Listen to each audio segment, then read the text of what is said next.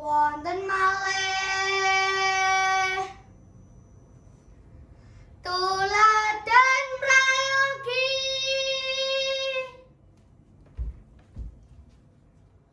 pergi dari Kadipaten Tuban ini. Kau telah mencoreng nama baik keluargamu sendiri. Pergi. Pengen tahu cerita selanjutnya? Assalamualaikum warahmatullahi wabarakatuh. Yang terhormat Bapak Ibu Dewan Juri yang dirahmati Allah Subhanahu wa Ta'ala, dan teman-temanku yang saya sayangi. Pada kesempatan kali ini saya akan membawakan sebuah cerita dengan judul Kisah Keteladanan Sunan Kalijogo. Wali Songo.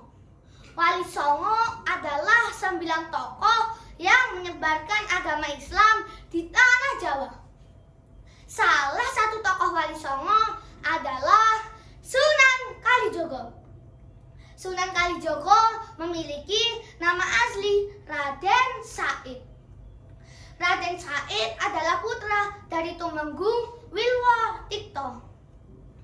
Meskipun Raden Said seorang putra bangsawan, ia gemar bergaul dengan rakyat jelata.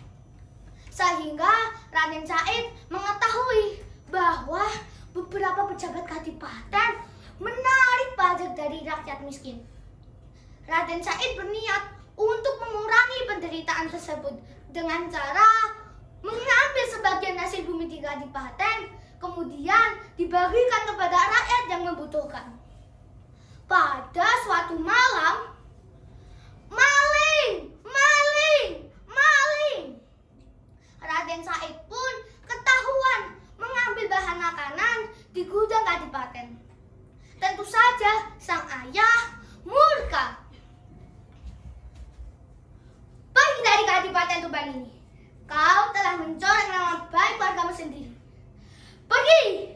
Jangan kembali sebelum kau dapat menggetarkan dinding-dinding istana ini dengan ayat Al-Quran yang kau baca setiap malam.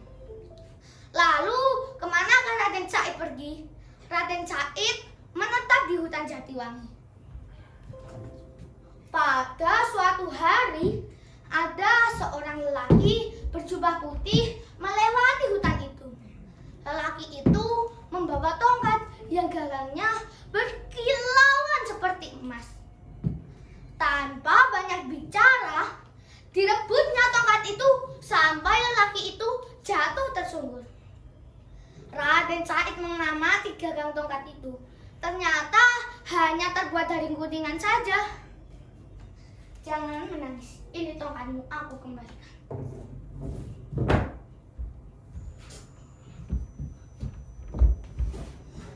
Bukan tongkat ini yang kutangisi, namun lihatlah, rumput ini tercabut ketika aku jatuh tersungkur. Hanya beberapa lembar rumput saja, kau merasa berdosa? Iya, memang berdosa, karena aku mencabutnya tanpa suatu keperluan, tapi untuk suatu kesia-siaan. Anak muda, sebenarnya apa yang kau cari di hutan ini? Saya mencari harta untuk dibagikan kepada fakir miskin. Nah, jika kau mencuci pakaianmu yang kotor dengan air kencing, apakah tindakanmu itu benar? Demikianlah amal yang kau lakukan. Kau bersedekah dengan barang yang haram.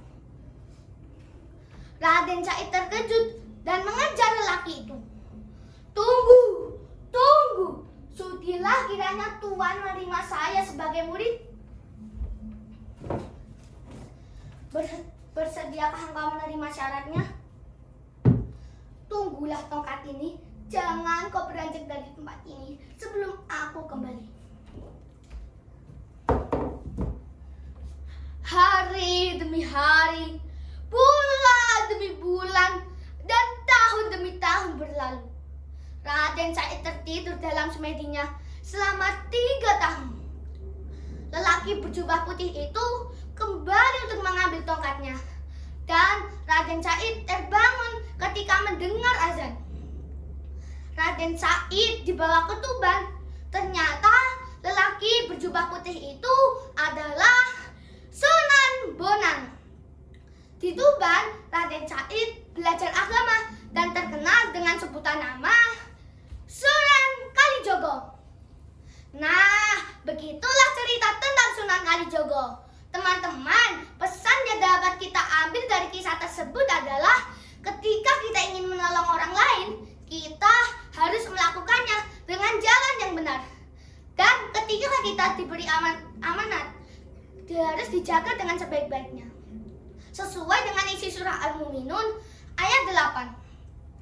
A'udzu billahi minasyaitonir rajim. Bismillahirrahmanirrahim. Walladzina hum li amanatihim wa ahdihim ra'un. Dan orang-orang yang memelihara amanat-amanat yang dipikulnya dan janjinya.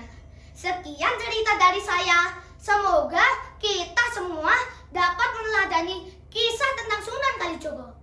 Wassalamualaikum warahmatullahi wabarakatuh.